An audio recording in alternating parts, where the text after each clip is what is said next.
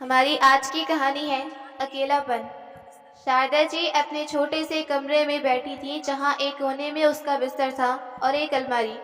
उनके पास समय काटने के लिए बस एक पुराना रेडियो था, जो अब कभी कभार ही काम करता।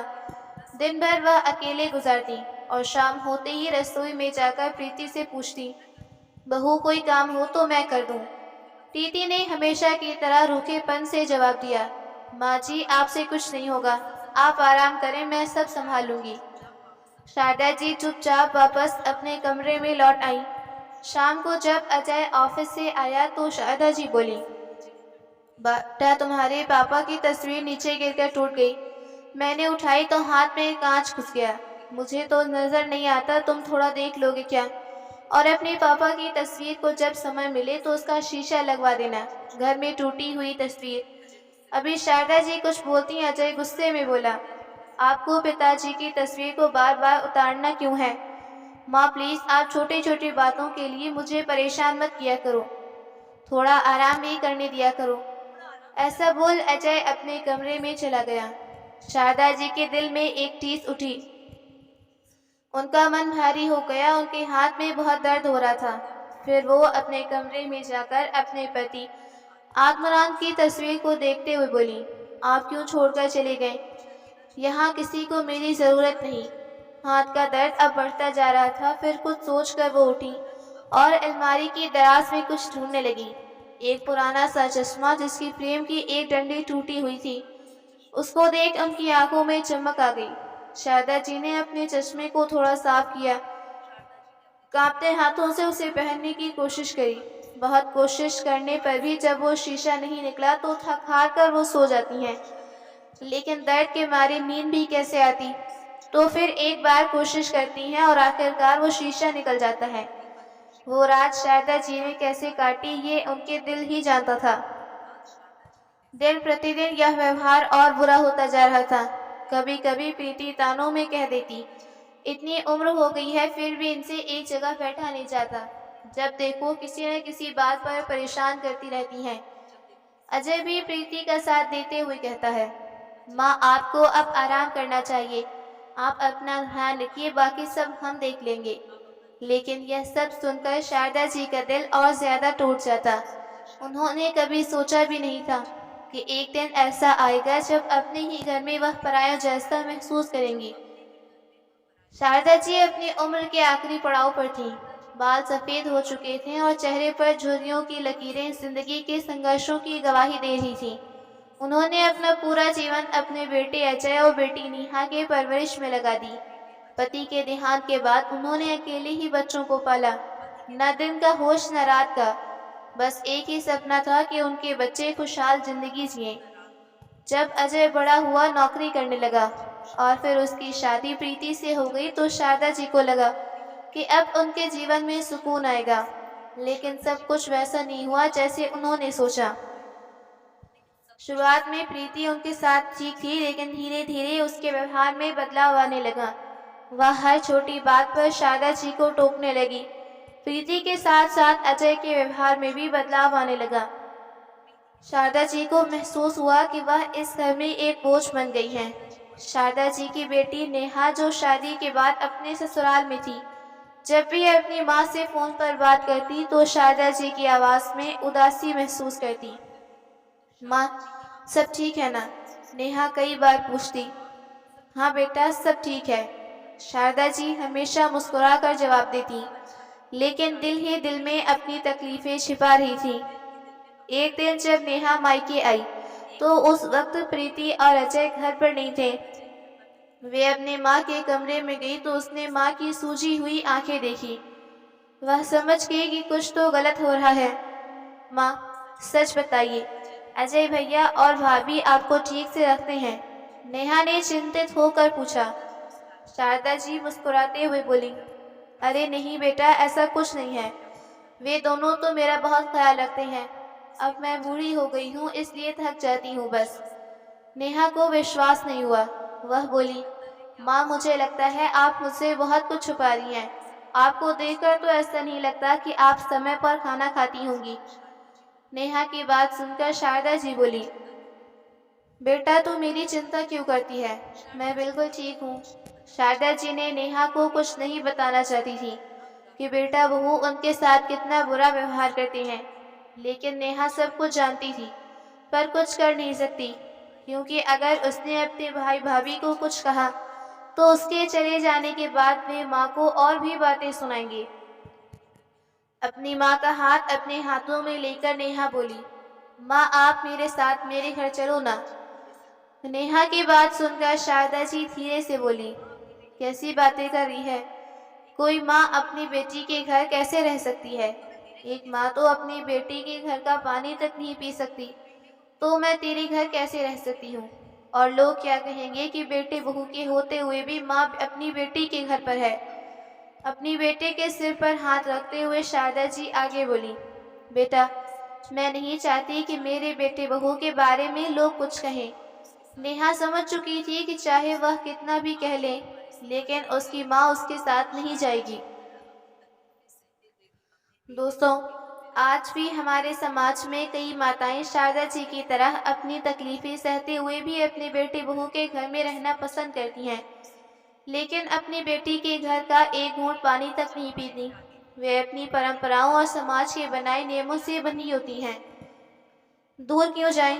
मेरी नानी भी जब हमारे घर आती तो खाने की बात तो छोड़िए एक गिलास पानी तक नहीं पीती थी। माँ लाख कहती, हम सब जिद करते लेकिन नानी हमेशा एक ही बात कहती, बेटा बेटी के घर का पानी नहीं पीते। यह सोचने वाली बात है कि आखिर क्यों एक माँ जो अपने बच्चों के लिए पूरी जिंदगी समर्पित कर देती है, उसे यह लगता है कि बेटी के घर में वह बोझ बन जाएगी। यह सिर्फ एक परंपरा नहीं बल्कि समाज की वह मानसिकता है। समय बदल गया है पर सोच अब भी वही है। क्या अब हमें इस मानसिकता को बदलने की जरूरत नहीं? रविवार का दिन था। अजय और प्रीति घर से बाहर जाने के लिए तैयार हो रहे थे। फिर दोनों ने अपने बैग पैक किए और दरवाजे की ओर जैसे ही जाने लगे, शारदा जी जो हमेशा की तरह अपने कमरे में बैठी थी, उनको ऐसे जाते देख बोली, बेटी कहाँ जा रही हो? प्रीति ने उनकी ओर गुस्से से देखा और रूखे से बोली, माँ जी आपको इतनी भी समझ नहीं कि जब कोई बाहर जा रहा हो तो उसे टोका नहीं करती। अजय ने जल्दी से प्रीति का हाथ पकड़ा और कहा, अरे प्रीति तुम भी किसे समझा रही हो? देर हो रही है चलो। फिर माँ की ओर मुड़कर बोला, और हाँ माँ, तुम पूछ रही थी कि हम कहाँ जा रहे हैं, तो सुनो हम 2 दिनों के लिए शिमला घूमने के लिए जा रहे हैं। और ऐसा बोल अजय और प्रीति दरवाज़ा बंद करके चले जाते हैं, बिना ये सोचे कि उनके जाने के बाद उनकी माँ शारदा जी अकेले कैसे रहेंगी, क्या खाएंगी। शारदा जी चुपचाप दरवाजे को देखती रही, जैसे कुछ कहने की हिम्मत जुटा रही हो, लेकिन उनके पास शब्द नहीं थे। अब दोपहर हो चली थी और भूख से उनका पेट ऐंठ रहा था। वह धीरे धीरे रसोई में गई पर वहां का हाल देखकर उनका दिल बैठ गया। झूठे बर्तनों का ढेर था, सारा सामान अस्त व्यस्त था। ऐसा लग रहा था जैसे प्रीति ने जल्दी जल्दी में कुछ भी समेटने की जरूरत नहीं समझी। थकान और भूख के बावजूद शारदा जी ने पहले रसोई को साफ किया। हाथों में अब वो ताकत नहीं थी, लेकिन उन्होंने खुद को संभाला और गैस चालू कर अपने लिए दाल चावल चढ़ा दिए। फिर थोड़ी देर के लिए वो वहीं रसोई में बैठ गई। थकान इतनी थी कि अब उनको नींद चली गई, पता ही न चला। जब नींद खुली तो देखा चावल और दाल गैस बंद पड़ा है। दाल और चावल अभी पके नहीं थे।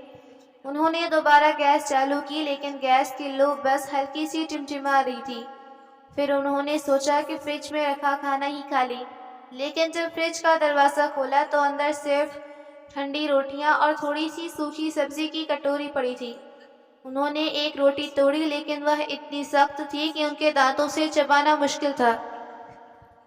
वह मन ही मन सोचने लगी, अब उन्हें अपने ही घर में इस तरह 2 वक्त की रोटी के लिए भी जूझना पड़ेगा। शारदा जी के सब्र का बांध आखिरकार टूट चुका था। 2 दिन से भूख और कमजोरी के कारण अब उनकी हिम्मत जवाब देने लगी।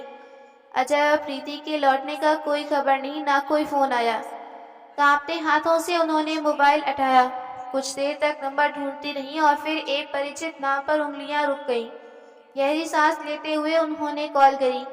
जैसे ही दूसरी तरफ से फोन आया, उनकी रूंधी हुई आवाज निकली, अब और नहीं सह सकती, अब और नहीं रह सकती यहाँ, तुम आ जाओ। फोन के दूसरी तरफ कुछ पल की खामोशी छाई रही। फिर एक मजबूती से भरी आवाज आई, तुम चिंता मत करो माँ, मैं आ रही हूँ। यह आवाज सुनते ही शारदा जी की आंखों से आंसू बहने लगे। यह कोई और नहीं, उनकी बेटी नेहा थी। वही बेटी जिसके बार बार कहने पर भी शारदा जी उसके साथ नहीं गई थी। नेहा ने हमेशा माँ के लिए प्यार दिखाया था, पर शारदा जी उसे बार बार समझाती रहीं, बेटियां पराया धन होती हैं। इसी सोच ने उन्हें कभी यह एहसास ही नहीं होने दिया कि उनकी बेटी भी उनकी संतान है, जो आज भी उन्हें उतना ही चाहती है जितना पहले। लेकिन आज जब अपनों ने ही उन्हें भुला दिया, तो वही बेटी उनके एक शब्द पर सब कुछ छोड़कर आने को तैयार थी। शारदा जी ने फोन कान से हटाया, आंखें बंद की और एक गहरी सांस ली। पहली बार उन्हें लगा कि अब वह अकेली नहीं है। शारदा जी कुछ देर यूं ही बैठी रहीं। दिल में राहत थी कि अब कोई अपना आ रहा है, लेकिन आंखों में फिर भी आंसू, क्योंकि जो बेटा उनके बुढ़ापे का सहारा होना चाहिए था, वही उन्हें अकेलेपन की इस खाई में धकेल चुका था। उन्होंने घर के चारों ओर नजर दौड़ाई। ये वही घर था जहाँ कभी अजय की हंसी गूंजा करती थी, जहाँ उनके हाथों से बने खाने की महक पूरे घर में फैल जाती। लेकिन अब इस घर में सन्नाटा था, एक ऐसा सन्नाटा जो दिल को चीर रहा था। करीब 2 घंटे बाद दरवाजे की घंटी बजी। शारदा जी का दिल जोर जोर से धड़कने लगा। उन्होंने लड़खड़ाते कदमों से दरवाजा खोला। सामने नेहा खड़ी थी, आंखों में चिंता, चेहरे पर गुस्सा और दिल में माँ के लिए बेइंतहा प्यार लिए हुए। माँ, नेहा ने उन्हें देखते ही गले से लगा लिया। शारदा जी की आंखों में रुके हुए आंसू बह निकले। इतने दिनों से जो दर्द उन्होंने दिल में दबाया था, वह अब नेहा की बाहों में समाकर छलकने लगा। नेहा के पति विक्रम भी उसके साथ आए थे। उन्होंने आगे बढ़कर शारदा जी के पैर छुए और प्यार से बोले, माँ, आपने हमें पहले क्यों नहीं बुलाया? शारदा जी ने कोई जवाब नहीं दिया। वह बस नेहा की ओर देखती जा रही थी, जैसे यकीन ही नहीं हो रहा हो कि उनके लिए कोई इतना भी परवाह कर सकता है। नेहा ने अंदर आकर घर का हाल देखा। बिखरा हुआ सामान, रसोई में पड़े अधजले चावल, खाली गैस और माँ की कमजोर हालत देखकर उसे गुस्सा भी आ रहा था और बहुत तकलीफ हो रही थी। भैया और भाभी कहाँ हैं? नेहा ने पूछा। शिमला गए हैं, शारदा जी ने थके हुए लहजे में कहा। नेहा का खून खौल उठा। माँ, आपको इस हाल में छोड़कर ये दोनों मस्ती करने चले गए और फोन तक नहीं किया। क्या इतना भी नहीं सोच सकते थे कि आप अकेली हैं? शारदा जी कुछ नहीं बोली। वह बस चुपचाप अपनी बेटी को देखती रही। नेहा ने कोई और सवाल नहीं किया। वह सीधा अंदर गई और माँ के कपड़े पैक करने लगी। माँ, अब आप इस घर में एक पल भी नहीं रुकेंगी। भैया और भाभी के लिए आप सिर्फ एक जिम्मेदारी बन चुकी हैं, प्यार नहीं। लेकिन मेरे लिए आप मेरी दुनिया हो। अब आप मेरे साथ चलेंगी। शारदा जी कुछ कह नहीं पाई। उनकी आंखों में आंसू थे, लेकिन इस बार दर्द के नहीं, सुकून के थे। और वहीं दूसरी तरफ शिमला की ठंडी वादियों में अजय और प्रीति घूम रहे थे और अपनी जिंदगी के मजे ले रहे थे। वे एक मशहूर कैफे में गए, जहां उन्होंने देखा कि एक परिचित चेहरा सामने आ रहा था। वह व्यक्ति कोई और नहीं बल्कि डॉक्टर मेहरा थे, जिनके बारे में अजय को लगता कि उन्होंने प्रीति की जान बचाई थी। अजय तुरंत उनके पास गया और खुशी से बोला, डॉक्टर मेहरा, आप यहाँ? यह तो कितनी बड़ी खुशी की बात है। आपको याद है, आपने मेरी पत्नी प्रीति की जान बचाई थी। मैं आपका हमेशा शुक्रगुजार रहूंगा। डॉक्टर मेहरा ने मुस्कुराते हुए अजय का अभिवादन किया, लेकिन उनके चेहरे पर एक हल्का सा संकोच था। अजय की बात सुनकर डॉक्टर थोड़े गंभीर हो गए। उन्होंने अजय और प्रीति को एक कोने में बैठने का इशारा किया और धीरे से कहा, अजय, तुम्हें एक सच्चाई बताने का समय आ गया, जो तुम्हें अभी तक नहीं पता। अजय और प्रीति दोनों चौंक गए। अजय ने हैरानी से पूछा, सच्चाई? कैसी सच्चाई डॉक्टर साहब? डॉक्टर मेहरा ने गहरी सांस लेते हुए कहा, अजय, जिस ऑपरेशन के बाद तुम्हारी पत्नी ठीक हुई थी, उसमें उनकी एक किडनी ट्रांसप्लांट की जरूरत थी। तुम हमेशा समझते रहे कि प्रीति को किडनी किसी अजनबी डोनर ने दी, लेकिन सच्चाई यह है कि वह किडनी तुम्हारी माँ शारदा जी ने दी थी। यह सुनते ही अजय और प्रीति के चेहरे का रंग उड़ गया। प्रीति ने डॉक्टर से पूछा, माँ जी ने?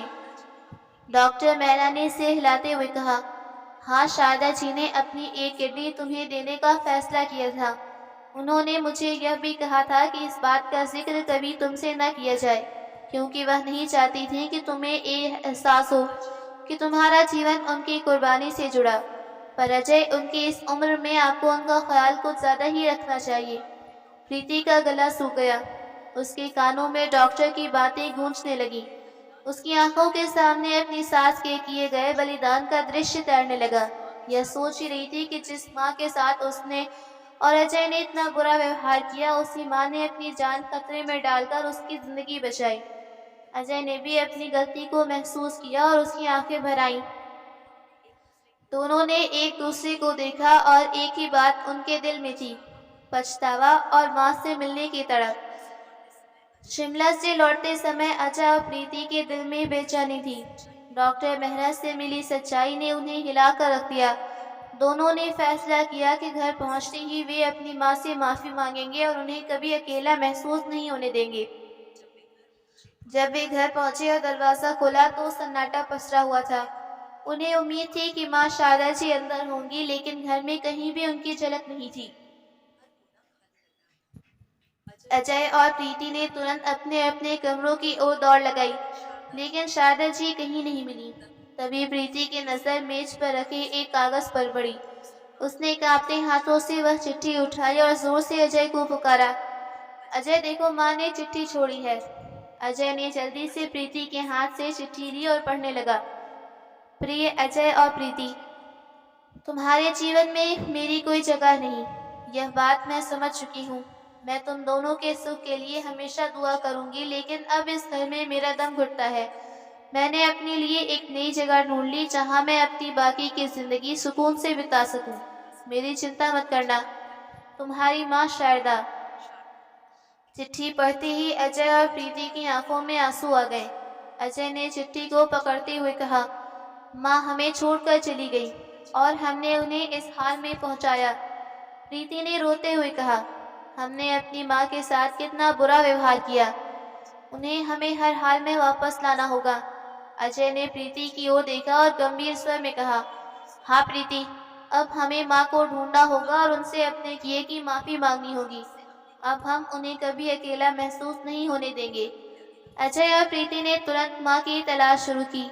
उनके दिल में पछतावे का बोझ था, लेकिन साथ ही एक दृढ़ निश्चय भी था कि वे अपनी माँ को वापस लाकर उनके जीवन को खुशियों से भर देंगे। अजय और प्रीति पूरे शहर में शारदा जी को ढूंढ चुके थे।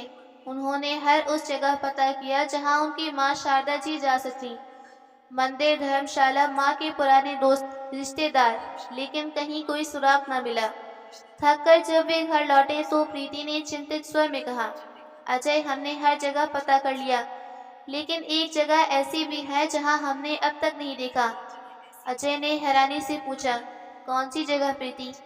प्रीति ने गहरी सांस ली और धीमे स्वर में कहा, नेहा का घर। नेहा का नाम सुनते ही अजय का चेहरा सख्त हो गया। वह झुंझलाकर बोला, नहीं, माँ नेहा के घर नहीं जाएंगी। तुम माँ को जानती हो, उन्होंने हमेशा कहा है कि बेटियां पराया धन होती हैं। वो अपने बेटे का घर छोड़कर अपनी बेटी के घर कभी नहीं जाएंगी।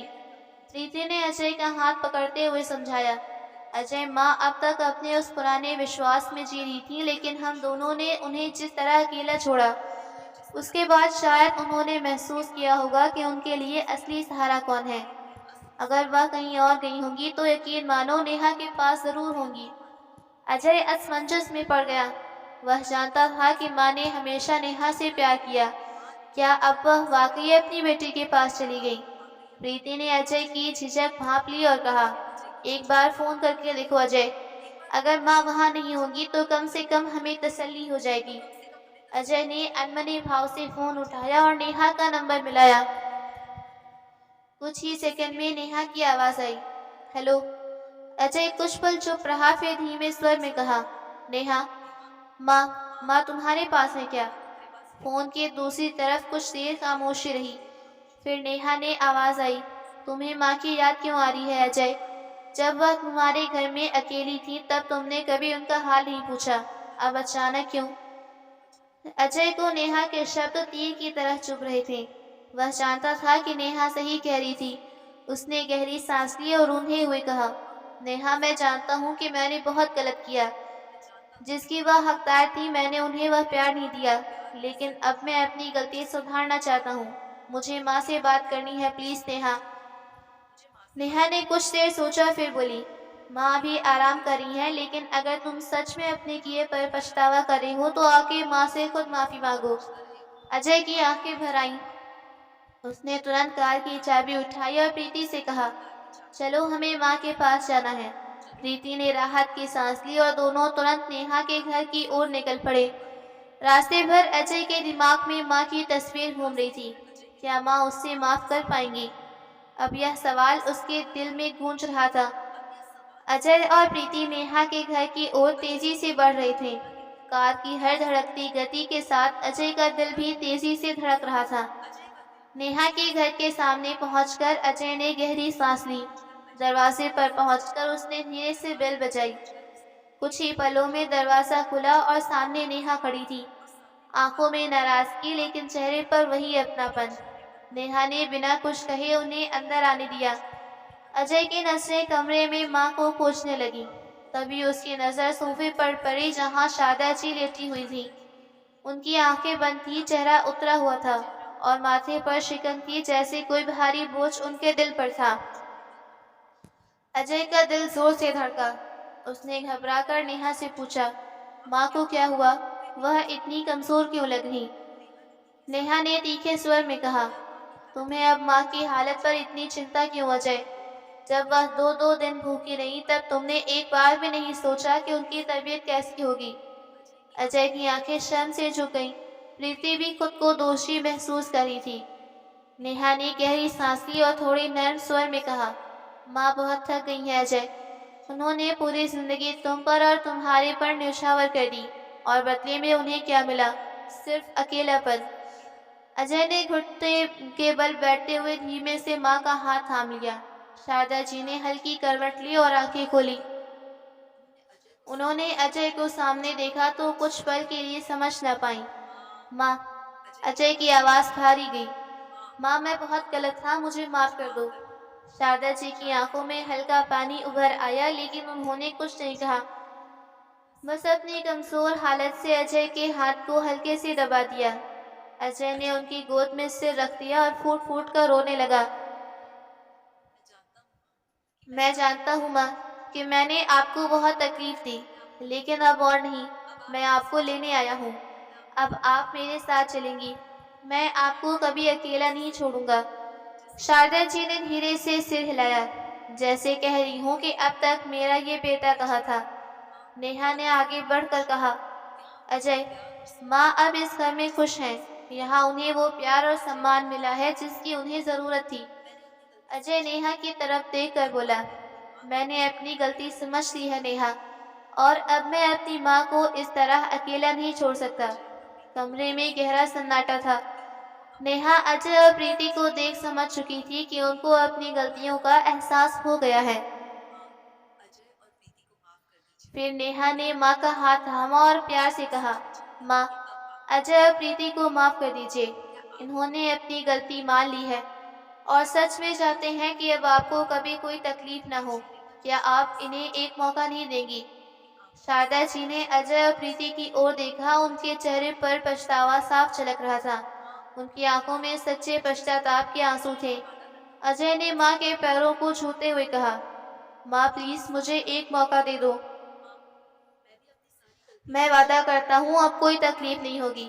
प्रीति ने भी सिर झुका कर कहा, माँ मैं भी अपनी सारी गलतियों के लिए शर्मिंदा हूँ।